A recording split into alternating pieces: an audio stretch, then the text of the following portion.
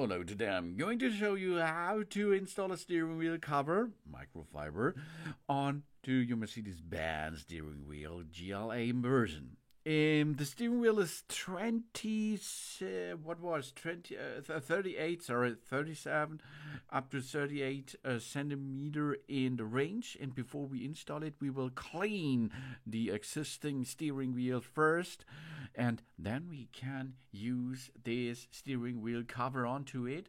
We can make a little bit hot, so we use a hot machine a little bit to make it smoother and easy peasy to attach by using a hairdryer. Then we begin on the upper side, and then we move to the bottom of the steering wheel area to get the steering wheel onto it.